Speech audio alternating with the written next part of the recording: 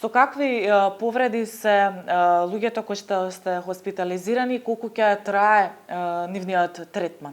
The two main injuries that we see here is one, the effect of the fire itself, burn patients. What we could see here, because the burn started from the ceiling, that we mostly see burns in the face and in the hands. So this is the first thing that we saw. The second thing is inhalation. So there was a burn, probably with some materials that were in the roof. And so a lot of people have injuries to their airways. So these are the two main effects of this fire. Generally speaking, patient with burns, usually it's a matter of weeks and sometimes months. These are patients that you have to put a lot of efforts into them. You have to put a lot of efforts on the areas, the injuries, the burns themselves. Some of them will need long-term treatment with different materials, sometimes with skin grafts. They will need, a lot of them will need rehab. There are many issues that these patients will struggle with, they will face. And obviously we were speaking also about the psychology issues of these young people that face such a disaster. They will need their mental support as well. So I think these are the things that you will face within the next future. It's not a matter of days, it's a matter of weeks and probably even months till most of them will be able to go back to normal. Каква ви е соработката со македонските лекари и што затекнавте кога дојдовте директно од Израел тука во македонските болници? Israel sent a delegation to help and to assist in the hospitals and to work together with the medical teams.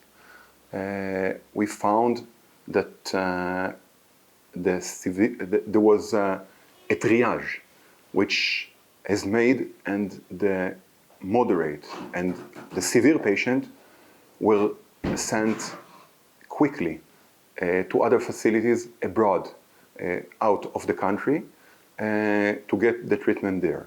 The triage continue from day to day. I mean, every day there was an assessment of the patient, and patients that were still need treatment abroad will continue to be sent abroad, and other patients still continue to get the treatment here. I think that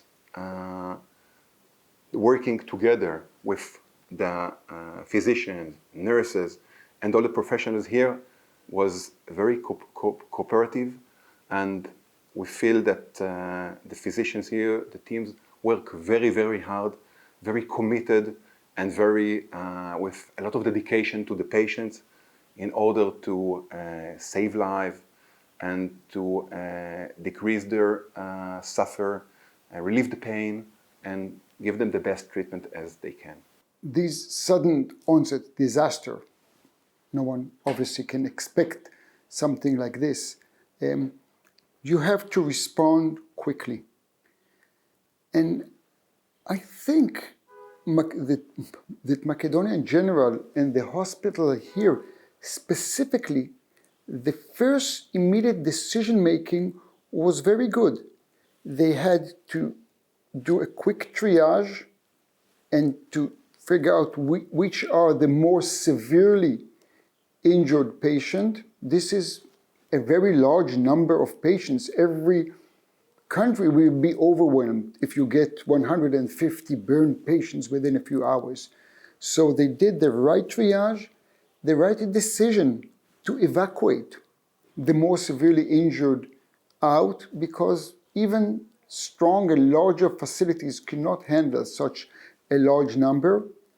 And from our point, I think the decision to open your hands and to receive international assistance was right. Again, even larger hospitals, larger centers would be overwhelmed with this number. So I think the first immediate decision-making was excellent, really. You did the right job, and this is why your country was able to save lives. I mean, unfortunately, so many young people died, but the ones that did not die immediately, the mission was to save the life of the person, that the people, that the youngsters that already survived. And from this point, I admire the decision making, the response. По војната во Израел имате навистина големо искуство околу соочување со трагедии, со вакви ворадни ситуации. Колку е важна психолошката состојба, колку е важно да се работи со пациентите пред се, со нивните најблиски, со нивните роднини и секако со целиот народ во државата која што навистина се соочи со една ваква страшна трагедија. We expect that after a disaster like this, a lot of psychological reactions will be. And we expect them to be not only from the survivors that were injured, but also from other rings, other circles, from their families, from their friends, and even from other people that was not there and was not involved directly, but indirectly was affected because of their feelings, because of what they see in the TV, because of what they heard, and they feel all the empathy, all the feelings that they have. So I think that you should prepare yourself to give psychological support for a lot of people and for a lot of time. And sometimes the psychological reactions do not come immediately. I mean, it's normally that you can meet those psychological reactions even weeks or even months later from the event itself.